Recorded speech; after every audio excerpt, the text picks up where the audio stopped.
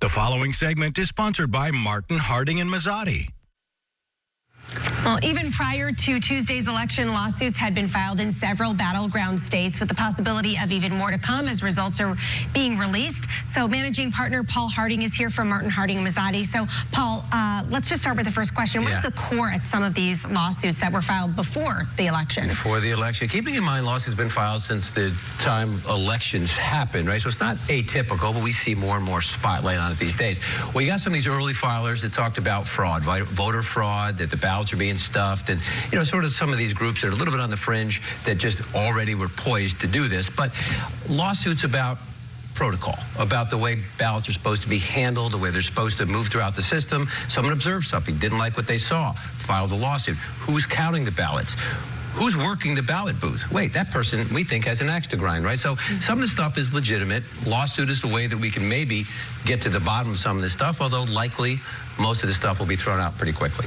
So who's behind some of these lawsuits? Yeah, some of the, you know, like I said, some of the folks who are just ready to pounce, right, that are kind of on the fringe of either party. You know, they just had it filed, ready to go. They don't trust anybody. They don't trust the group. But civil rights groups, you know, said, look, you know, these locations were not in great places. You know, these folks couldn't get there. They didn't have access to it. You know, there wasn't enough public transportation. You know, groups that are concerned about voter rights and voter opportunity, they file lawsuits.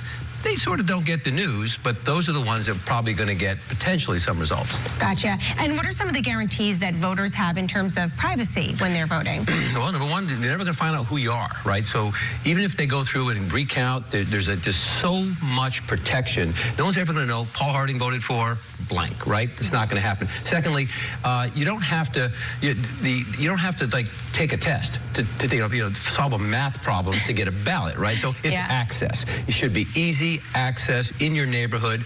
Just hand you the ballot, you do your thing. And then thirdly, just lack of intimidation. If you feel intimidated in any way, someone's kind of pushing you a certain way or giving you a look about what you're doing, that's a voter right that should be sued.